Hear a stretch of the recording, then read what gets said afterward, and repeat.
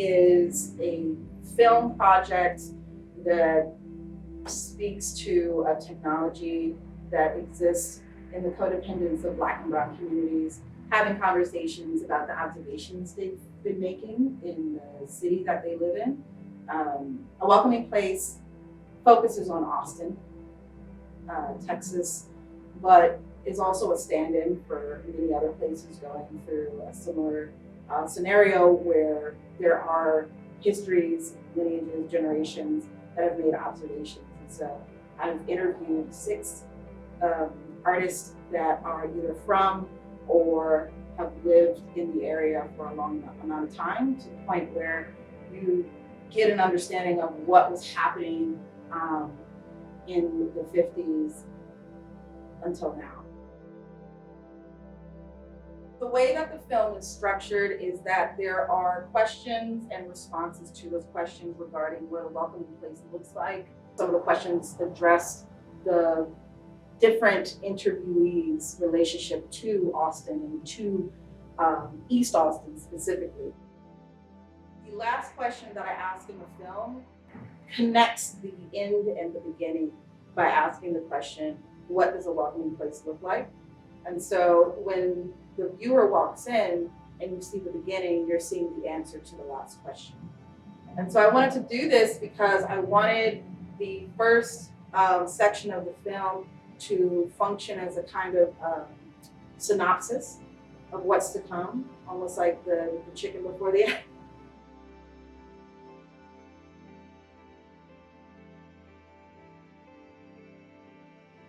I was interested in learning more about a Confederate statue that was sitting in the middle of town in Bentonville, Northwest Arkansas. And this Confederate statue, in terms of the conversations I was having, became such a sharp icon representing a legacy of racism. That Confederate statue and different monuments and even natural landscapes can be markers of violence. Exclamation points is what the artist Sandra Perry told me, which I think about constantly, as how those exclamation points are pointed to and described in narrative form in different communities. In using landscape modeling, in using references to films, and sort of just challenging our minds to think imaginatively how we're able to observe what's going on around us and how we collect data. I have been thinking about circles and cosmology while I was attending the University of Texas at Austin for my graduate degree. And when I went to Skowhegan, I allowed myself to just bring everything that had a circular form. And one of those was the weather balloon. So I started investing time understanding what that is for, what is its purpose, and the purpose of the weather balloon is to carry a radio song, which is a technology that is used to collect data in the atmosphere and send it back down to Earth so that we could create forecasts.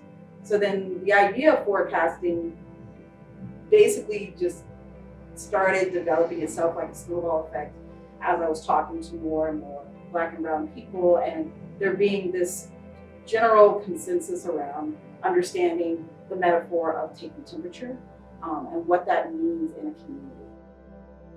This phenomenon is not only a technology, but also an intergenerational technology, meaning that it's been crafted as a way to sustain your existence by understanding where you are. So the archival footage that's incorporated into this film comes from 2 different sources, really 2 different countries. So one is a meteorological film showcasing the military's ability to forecast weather in the United States. And the other film is the same, but it's based in the UK. So I wanted to restructure these archival footages in order to push forward representation and thinking about how weather is forecasted, not only in a very literal sense, but also in a communal sense. Black and Brown people have only recently been able to document themselves, which is why most of the footage depicting Black and Brown people living their lives simply, comes from mostly the 70s, 80s, and 90s. And so I think that's a really important thing to keep in mind when looking at this footage, is that we are living in a time where we're able to archive ourselves. And that was not always the case.